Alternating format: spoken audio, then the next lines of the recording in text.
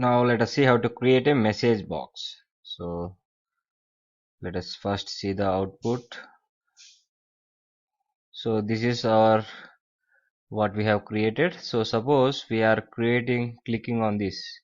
So message box should open. So we'll be adding one more delete. So for that also we will be adding a message box. So for that,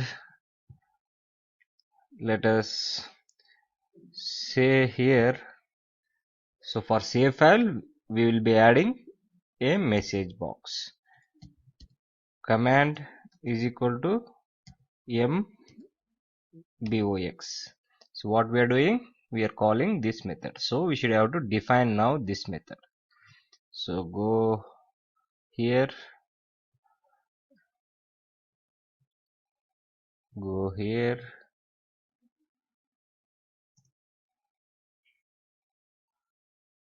now let us define what is this mbox.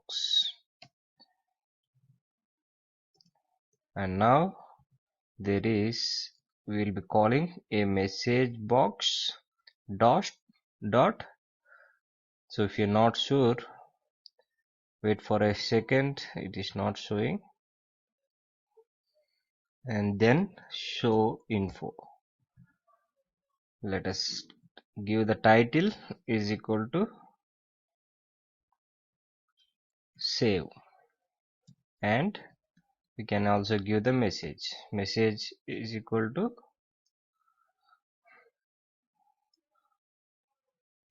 are you sure to save, anything. Let us execute it first. So this is our output. When we go and click on the save button, see here the message box pops out. Are you sure to save?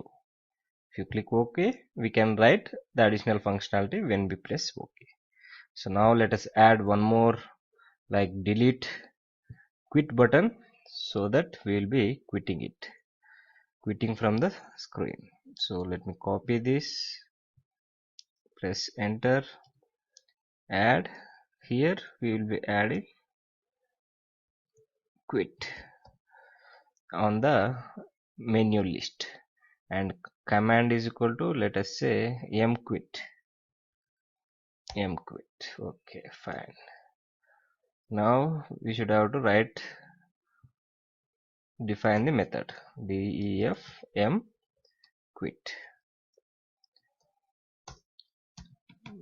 Same thing, message box dot. So this time, see here, it is showing all the options you have.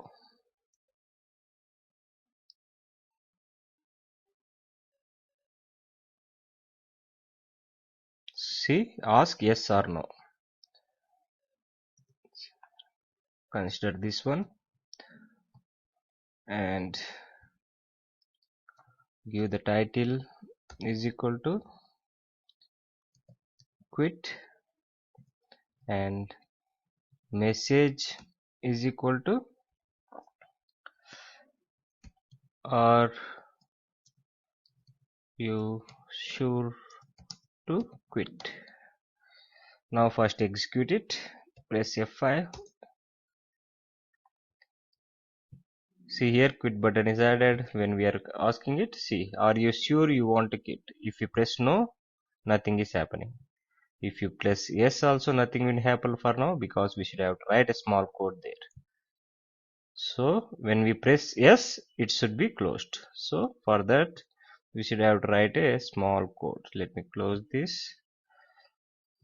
So this function is actually returning the value 1 when we are pressing yes, it actually returns the value yes, 1.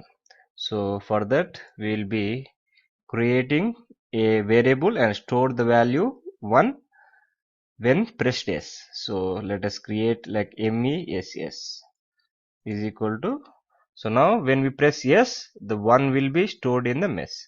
So based on that condition, we will be writing if mess is equal to 1. Then what? When 1, we should have to close. So for that we should have to close my GUI dot. There is a function called destroy. We'll be calling this method. So what we'll do, when we press yes, this will return 1 to the variable which is we have user defined one. If this is 1, destroy it. If it is no, so let us see the output to understand it better.